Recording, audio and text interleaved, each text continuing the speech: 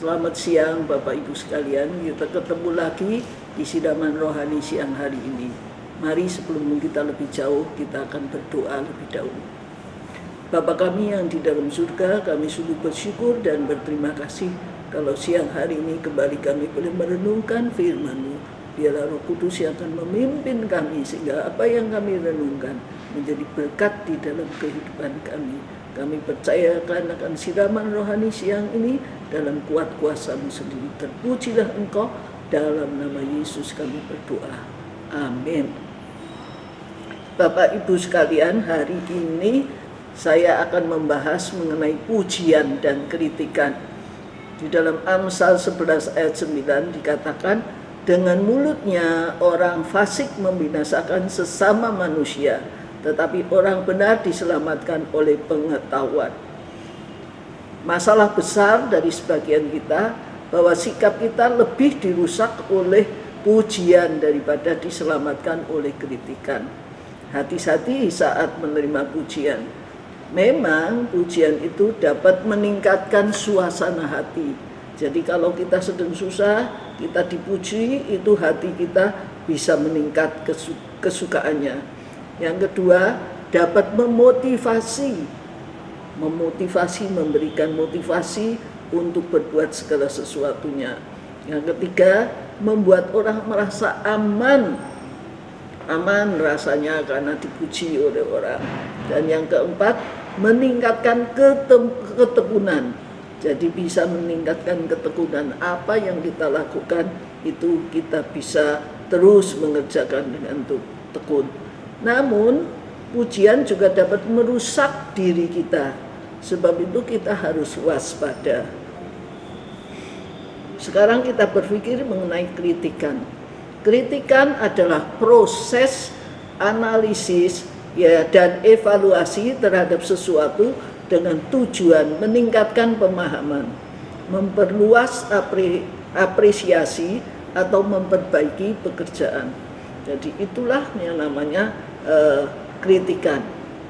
Kritikan itu bisa memperbaiki pekerjaan atau hal-hal yang telah kita salah lakukan.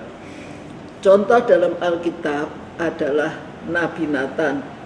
Di dalam 2 Samuel 12 ayat 1-12. Nabi Nathan tidak langsung mengkritik Raja Daud. Dia menggunakan pendekatan dengan perumpamaan atau cerita bagi Raja Daud yang telah melakukan dosa dengan Batseba. Ini tidak langsung dituduh, tidak langsung dikecam, tetapi didekati dengan perumpamaan atau cerita.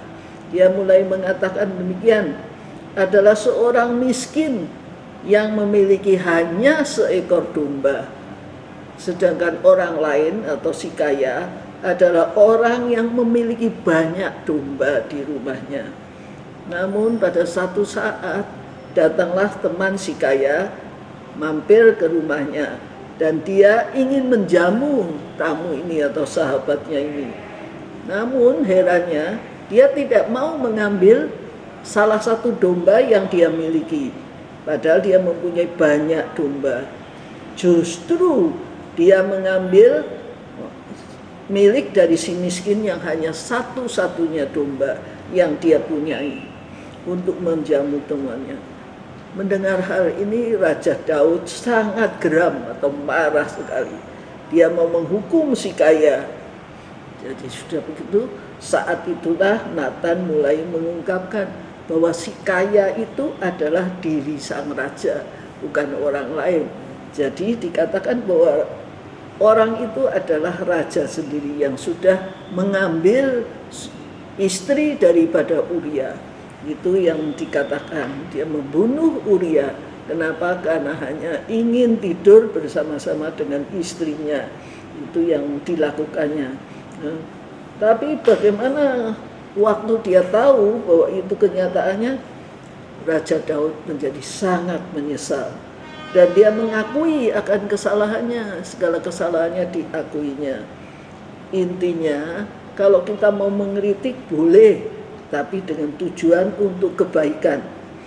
Inilah bukti kasih yang selalu membangun. Jadi kalau kita punya kasih, itu sifatnya terus membangun, bukan menjatuhkan. Jadi mengkritik bukan untuk menjatuhkan, tapi untuk membuktikan kasih yang betul-betul dia inginkan agar orang itu mendapatkan perubahan yang baru. Lalu bagaimana dengan diri kita? Haruskah kita waspada terhadap pujian? Kalau dipuji kita akan senang, tapi jangan sampai itu merusak akan sifat kita. Ya, jadi itu dipakai kritikan itu adalah untuk memperbaiki apa yang salah, apa yang kurang, atau apa yang tidak benar yang kita sudah lakukan di dalam hidup kita masing-masing. Itu artinya ngeritik yang betul, membangun bukan menjatuhkan. Itu sekalian yang harus kita lakukan. Tuhan tidak melarang kita mengkritik. Kita boleh dikritik karena dari kritik kita belajar. Orang yang tidak mau dikritik tidak pernah akan mendapatkan kemajuan. Karena apa? Karena selalu menganggapnya dia benar sekali. Nah, sekarang kalau kita sudah mendengar hal ini, kita boleh mengkritik, tapi biarlah dengan kritikan yang sungguh-sungguh, dengan cara yang halus seperti Nathan lakukan terhadap Daud. Kita juga bisa melakukan di dalam hidup ini.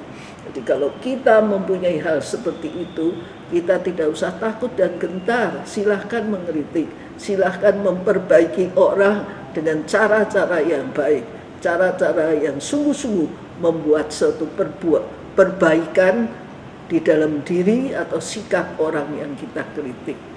Sama sekali tidak menjatuhkan. Kalau kita menjatuhkan mungkin di depan orang kita teriak-teriak, itu namanya kita menjatuhkan.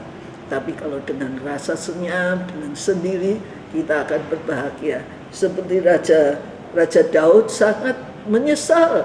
Dia menyesal, mengakui, dia tidak berbohong lagi, mengakui akan kesalahannya.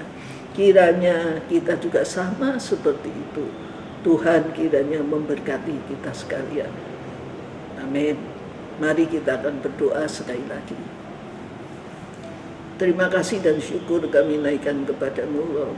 Siang hari ini kami boleh mendengar firman-Mu. Ajar kepada kami untuk belajar daripada kritikan yang diberikan orang kepada kami, agar kami tidak merusak akan sikap-sikap kami, tetapi kami boleh memperbaiki apa yang kurang, apa yang salah, sehingga makin lama kita makin baik, makin berkenan di hati Tuhan. Dan biarlah firman-Mu yang selalu membimbing kami, menolong kami, karena Allah Immanuel selalu akan menyertai kami. Kami percayakan hidup ini seluruhnya di dalam tangan Tuhan, dan biarlah hanya Engkau yang dipermuliakan. Terpujilah nama-Mu, dalam nama Yesus kami berdoa. Amin.